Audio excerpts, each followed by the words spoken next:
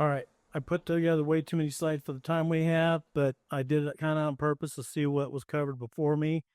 So going last kind of gave me an advantage here. I'm from County Sacramento, Fleet Advanced Planning and Sustainability Manager. My background, literally grew up in the transportation trucking industry. I had a landscape supply and dump truck company for a while. I was an owner operator.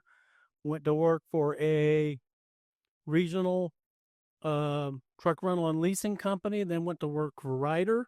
So since I've worked for Ryder and been an owner operator, I like to say that I've probably worked for the smallest and the largest trucking companies in the world. So, and then I've been with the county about 13 years.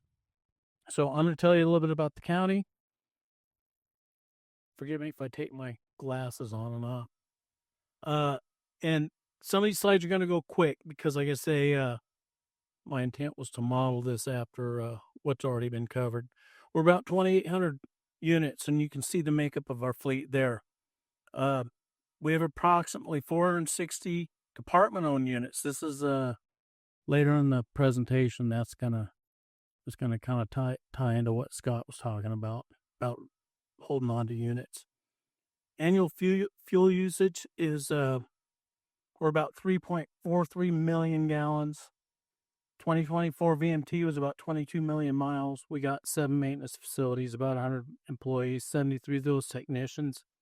We are AC Blue Seal certified, and we pay differential pay for certified technicians. This is about looking at where you consume your fuel. A lot of fleets look at numbers of vehicles and the types of fuel that they burn. I like to look at where is your fuel consumed. We have a refuse fleet that burns a lot of fuel. If it weren't for them, we probably couldn't achieve what I'm going to tell you right now. We, in 2024, 64% of our fuel burn was alternative or renewable. And that's because 153 refuse trucks run on RNG. We have about 13 trucks at DOT. That's not all the trucks, but 13 RNG trucks. So we burn about 1.4 million GGE of RNG just in 2024. We also are running renewable diesel. Thank you, Richard and Scott, for going into that because I don't have to explain it, but 676,000 gallons in 2024.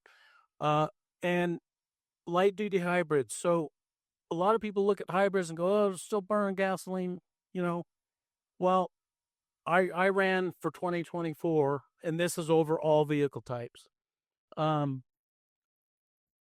The gasoline burning vehicles are non-hybrid, 14.3 miles a gallon. Average of all over 700 hybrids we have is over 40 miles a gallon. So it's significant. All this means that we've reduced our greenhouse gases by over 49%. This doesn't account for our electric and hydrogen use, which isn't a lot, but that would push us well over 50%. And for the reasons that has been mentioned earlier, is that electric's a little hard to really nail down without the right systems in your fleet. Another theme of this is in a government fleet, this is a long process. We started way back in 99 with a low emission vehicle acquisition policy. And you can see some of our, benchmarks here or achievements over the years. But we were the first in the region with a combination fast fill, slow fill CNG station. We converted to RNG in 2017. We did our first GPS pilot, and this is what I mean in the government fleet. We did our first GPS pilot in 2015. We put the last telematics units in the last of our units that we want them in last year. And that a lot of that's because of collective bargaining, just negotiating with departments. So when to start putting GPS or telematics if you don't have it? Right now, last week, as soon as you can. I know he's smiling back there. Um, these are some of our, so we do have a climate action plan at the county. And so we talk about CARB ACF, we talk about EPA regulations and how those change depending on the administration. Well, those administrations have a timeline, right? We just talked a little bit about how things go upside down and then right side up. Well, at the county of Sacramento, we have a climate action plan, and that's going to remain constant. We still have the appetite to um, comply with ACF, even if CARB were to, you know, take it away. So we also have, the executive order signed by Governor Newsom to ban gasoline cars by 2035, the sale of new. So there's a lot going on, and these regulations, they change. And so the the basic thing is you got to do the right thing all the time, right? And work toward your goals. So um, this is just another list of some other CARB programs that they CARB tweaks them from year to year almost. So you've just got to keep up on that. We have a dedicated person that watches that. Apologies if my voice is a little cracky. I'm trying to hurry through this. We did win #1 Green Fleet 2018. This is a representation of our fleet, just alternative fuel vehicles. And you see a mower down there, and that's because we're running renewable diesel. There would be no other alternative for that if we weren't running renewable diesel. Okay, so that's a little bit about our fleet, but let's see what we're doing on time. How much time do I have, by the way? Okay. All right. So here's the thing. We've talked about a lot of things that a lot of fleets have done. Um, and a lot of ways to analyze a fleet, but it's very important to understand that every fleet is unique. There's no one size fits all solution. So I have some representations of some of the work our vehicles do out in the field. County of Sacramento is a flat county. We have the Delta. We have a lot of old levee roads, old bridges that we maintain.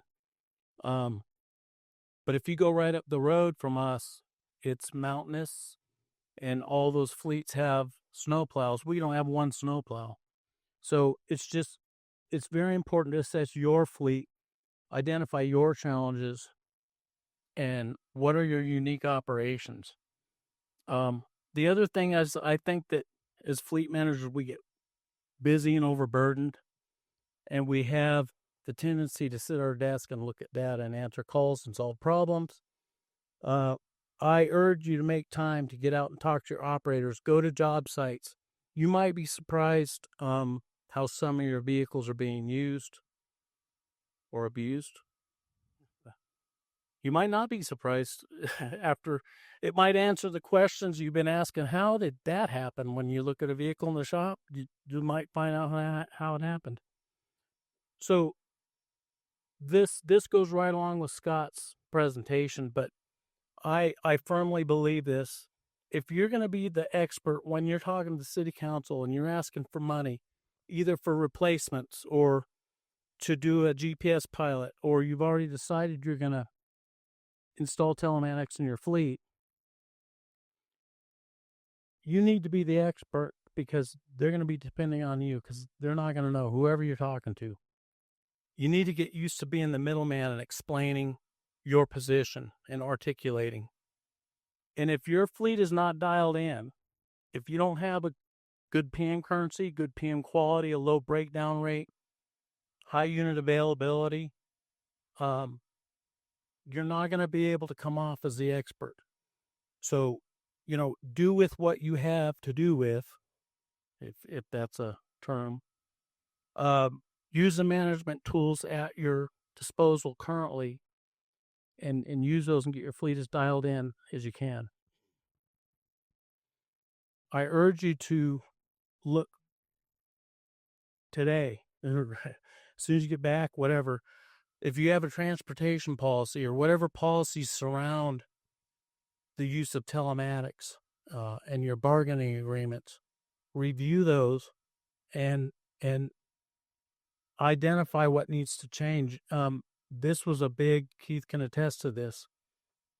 This was a big hurdle for us at the county, was just getting our transportation policy in line and our job classifications and having our meet and confers, because it was multiple bargaining units.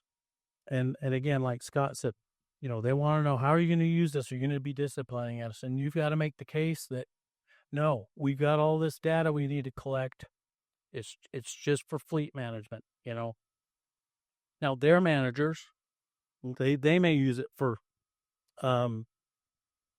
disciplinary purposes, but for fleet's purpose, that's not part of the discussion.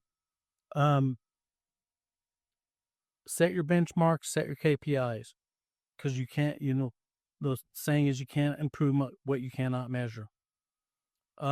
Customer surveys, we talked about that a little bit in the past, but find out what your customers think. What do they like? What do they not like? You're going to start building those relationships because you're going to need them when you start talking about changing up their vehicles.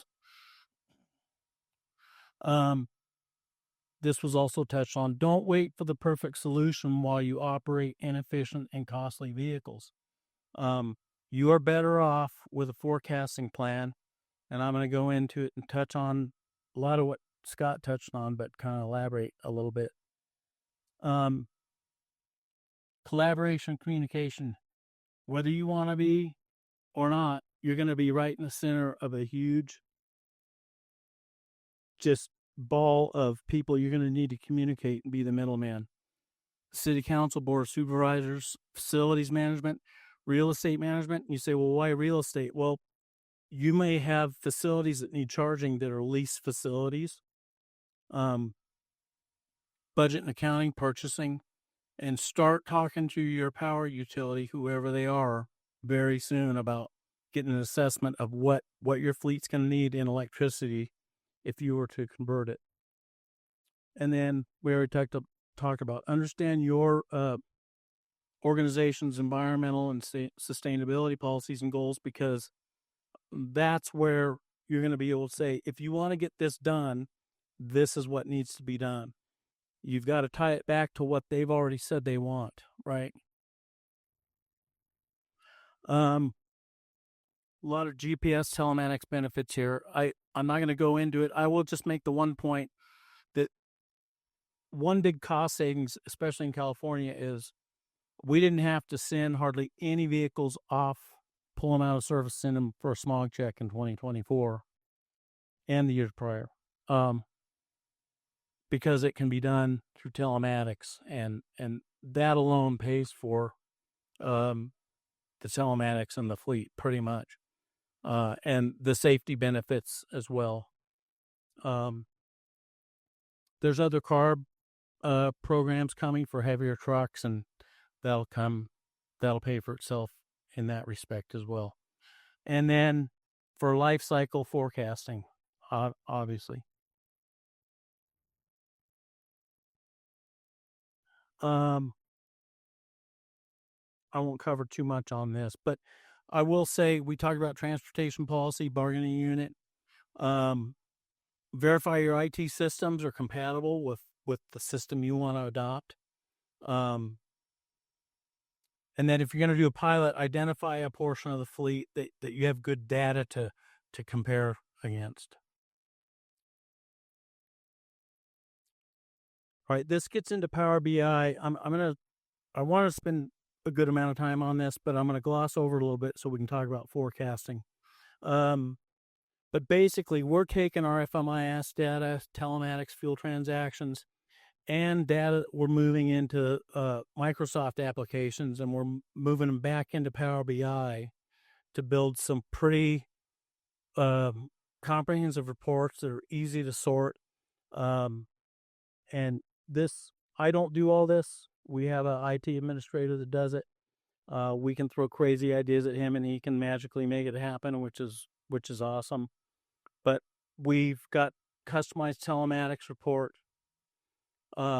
This is unit data. I didn't put this up for you to read it, only for effect, so that you can see how many different ways we can sort these reports. If we want to do a forecast or look at electric vehicle replacements for a certain department, we can do that. We can sort it by fuel type, by weight class, all that. And so this is just a ton of data that we can sort right down to what we need to do with it. Parking locations, this is the data, but just like Richard,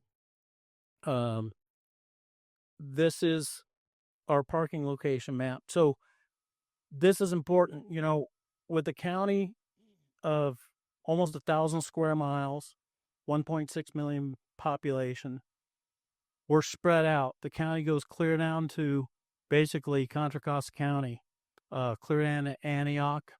So it's a big flat county. We have 80 parking locations, and that's been the tough part. And I completely agree with Richard.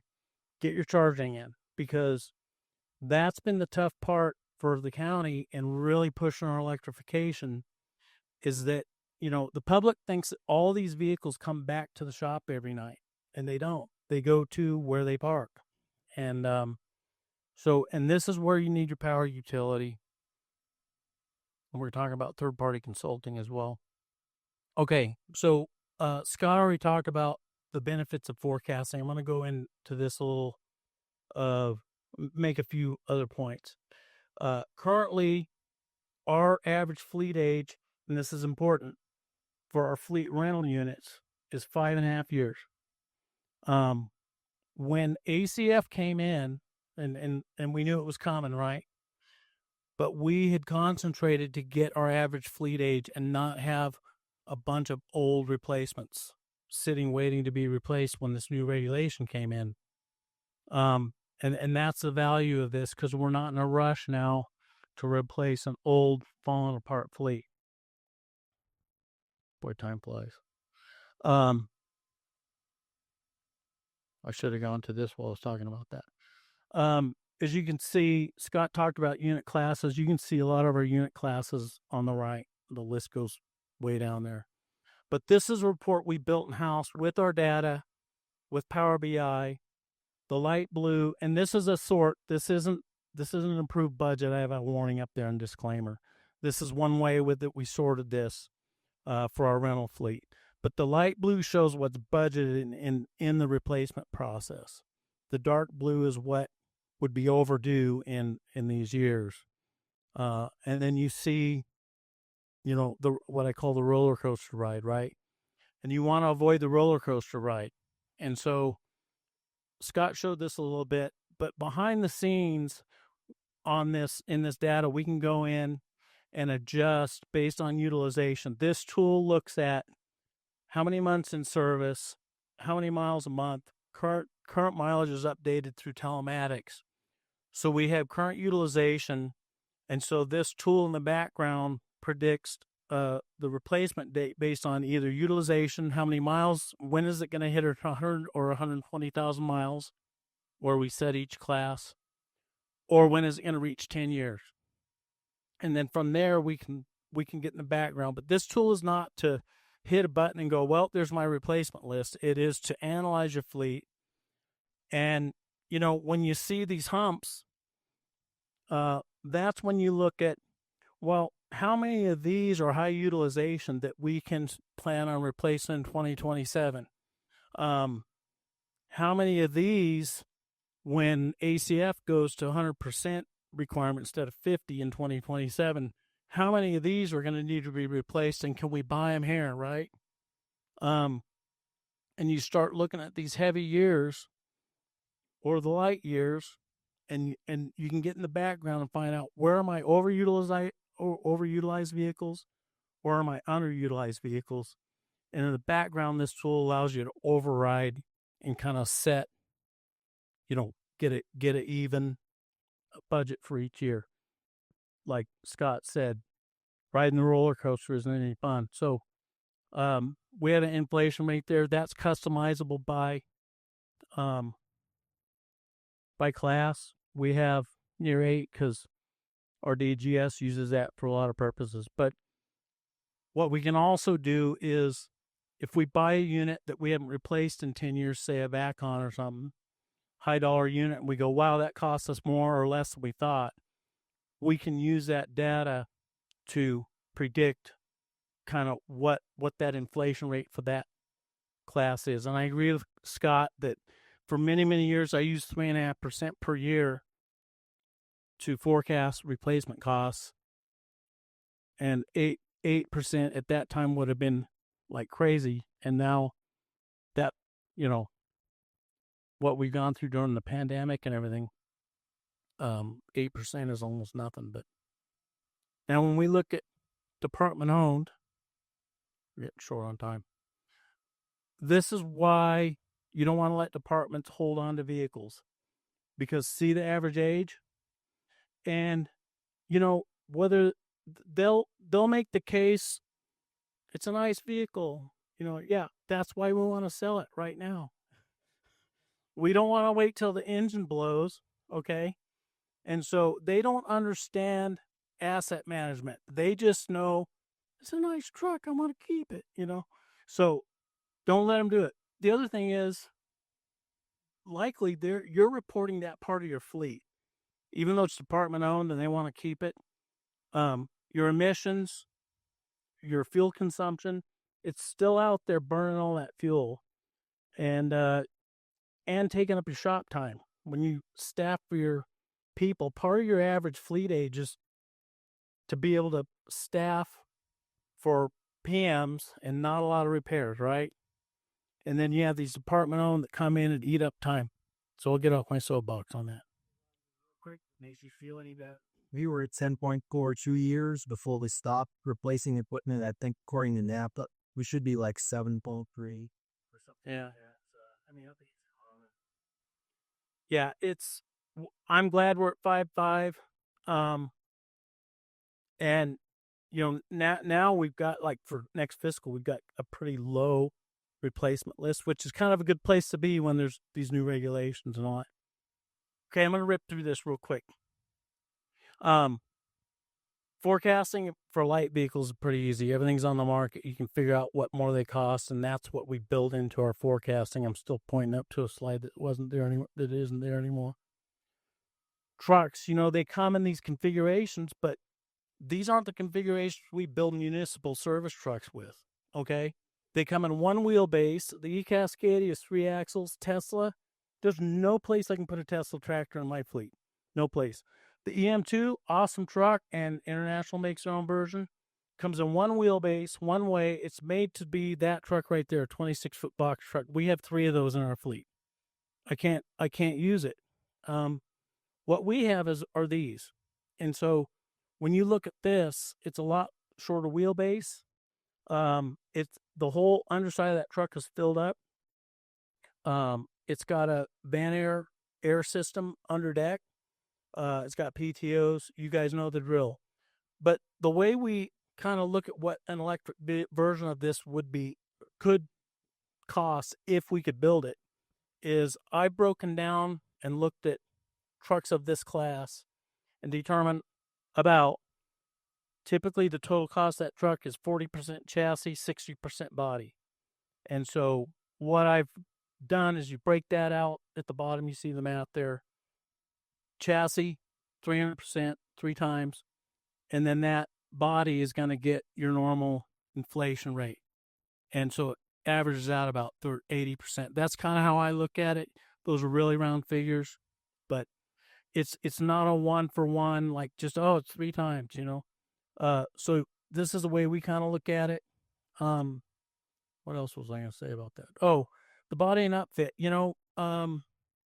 Even with a diesel truck, new models, new ECMs, all that. Crane manufacturers, Van Air, are always trying to figure out how to make their systems work with all the changes that the OEMs throw at them, right? And they've been doing it for years, and it's still a issue. Well, now we're moving into where it's going to be electric trucks, and that those aren't manufacturers who are used to dealing with all those compatibility issues. So just something to keep in mind. Um, we took that same forecasting tool, and what we did is you see the average EV markup of 38%. That's because there's a bunch of different classes that we put different factors for what's it going to take to make this vehicle electric, right? Now, obviously, when you sort this, you take trailers out, you take out all that stuff. Again, this is one sort. I got my disclaimer up there. That's not an approved budget. That's not what County of Sacramento's doing. It's just showing this tool. But it shows you, based on your data, this is what the fleet would cost to replace. There's your graph. And the light blue line in this case is how much more it's going to cost if you were to convert all those to electric. You can go in the background and say, well, pick which ones you want to turn electric. But that's kind of how we look at it. And we weren't able to find any tools that did everything we wanted them to do. And so we pretty much threw some crazy ideas at our IT guy, and he was able to make this work. If I opened Power BI, I wouldn't know what I was looking at, but I need to learn it, and I suggest that maybe you start getting your feet wet too, especially if you don't have an IT guy. Tight. All right, so we know the challenges. Of the manufacturers out there, I would just say be cautious. A lot of these are startups. Some are backed by very established manufacturers. Just be selective as to what you buy and how it's going to be supported through the life cycle. This is a report that we built. I wanted to spend a little more time on this, but we built this simple report when we're talking to departments. This is one example. Every truck that we're replacing over 8,500, I do this trip data report and we save it in our files. So when we talk to our customers and they go, no, a 110-mile truck won't work for us. Well, we're talking a 160-mile truck, but I use 110 miles as the threshold because when you load it and the battery degrades and blah, blah, blah. And so we show them this data. It's like your average daily distance is, you can see the distances there. In addition, you got 200 something days of work, 250 days of work a year, round numbers. And you're not even working that many days a year. So this is an indication of, like it was said before, you don't need a 1-for-1 because these vehicles are working different days. You can see a lot of these trucks, or only a handful of days, went over 110 miles in a whole year. This is a whole year's worth of data. And I can look at behind the scenes and see that the days they did go over 110 miles an hour, they might have been in places they shouldn't have been. Or home retention that maybe they can rotate around. It's like when you got a guy on call, he's just going to take the gasoline vehicle. That's the other thing in this discussion. I tell the departments, we're not talking about changing all your vehicles to electric. We're talking about changing a handful, and you can manage around it. So with these 10, we did come up with a plan. Okay, I've got some weight comparisons. Tim asked me one time, I attribute this to Tim, hey, if we can have a hydrogen buyer, why can't we have a hydrogen truck? And so this is just a quick weight study. I'm not going to go through it, but basically, before you can have a hydrogen truck, you got to have an electric truck with a hydrogen range extender. They're a lot heavier. There's exemptions given for 2,000 pounds of weight, but it doesn't help because the trucks are 5,500 pounds heavier. So on and on and on. So basically, the gist of this is a Mirai carries 18% of its weight payload. Your regular 30,000 pound truck that hauls 50,000 pounds on the road carries 167% of its own weight. And so that power has to come from somewhere. And that's why the range is so low. And then in addition, so you basically lose a lot of range, a lot of productivity because it takes a long time to fuel, and then you lose about 11% more of your payload. So if anybody can, I'm interested in talk to the manufacturers out here because I want them to prove me wrong, and we need trucks that we can build heavy-duty service trucks on. This is an illustration that David Brenchler from the city of Fairfield and David Worthington, County of Sacramento, I got to give it, or County of Santa Clara, sorry, about how much power a 450 truck fleet needs in a day. Compare it to about 7 Empire State buildings or up to almost 50,000 homes. I'm right on, but I'm going to go over this and give you a couple cautions. Use of grants and incentives. So some grants and incentives don't allow you to use that grant and then have that truck qualify for ACF. So you got to weigh out whether that money you get for the grant is worth it if that truck cannot go toward your regulations. In Nevada, I envy you guys, but if a similar regulation comes, it's just something to be cognizant of. I'll give you another caution because there's some of this stuff I can't get to. When you put your charging in, and some of these grant and incentives make you pick between, is it for fleet or is it for public use, right? And so you've got to look at that and the use case and how you're going to use it. But I will caution you, if you put chargers in, you don't have cars yet, and you're going to let employees charge, send the message early and often that, look, this isn't forever.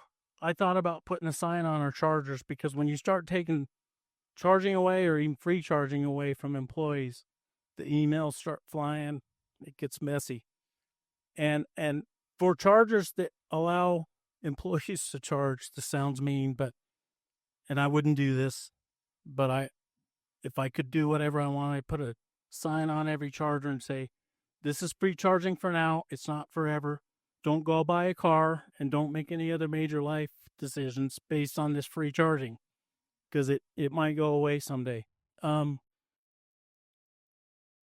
Yeah, and the other thing, you can see the list here, but some grants and incentives come with long-term obligations for data collection and reporting.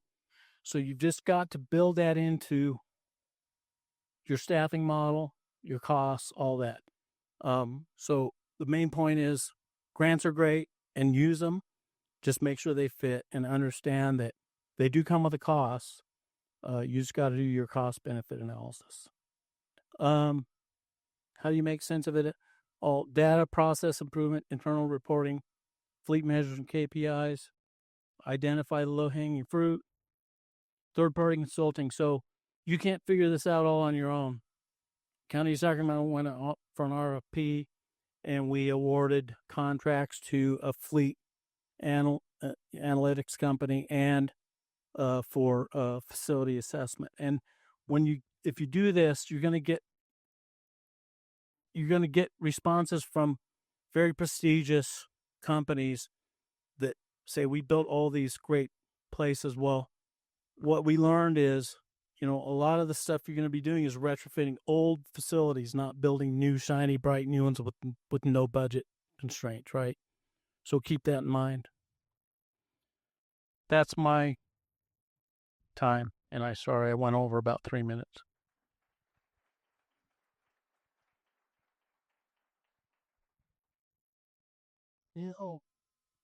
I just want to. If there's questions, I guess free to go lunch. But if there's questions, I will say. Got a question back here. I know.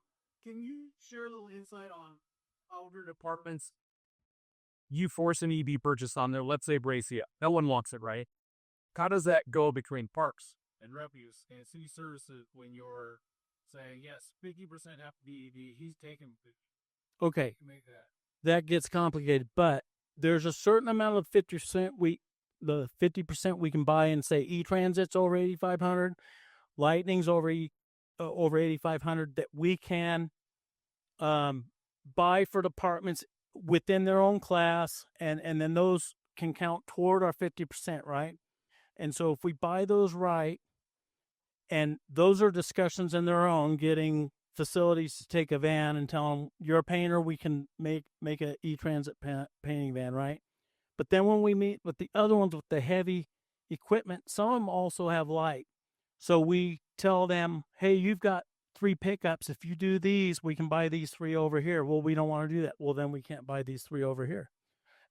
The other thing is we dangle the carrot a little bit. I keep a list, and when we meet with them, I show them the list. Look, facilities took, I think we had 12 e-transits in our fleet. And so, look, these e-transits were bought. They count toward, and I've allocated those to pretty evenly for different departments, for vehicles that we know we need to replace, that we know we can't make electric. And I show them, look, I've already given you 3 offsets. Now, you don't have offsets for these. You need to work with me. So it's a little push and pull. It's a little bit dangling the carrot. And, the other thing is, like, right now we're working on 3-step vans. Engines haven't been available, and engines may not be available again next year. We got an opportunity. And so I told the customer, look, if you want your vans, you need to show me 3 electrics that we can buy. I don't like being in that position. I wouldn't want to be in their position, having that choice, but it's regulations. It's what we got to do.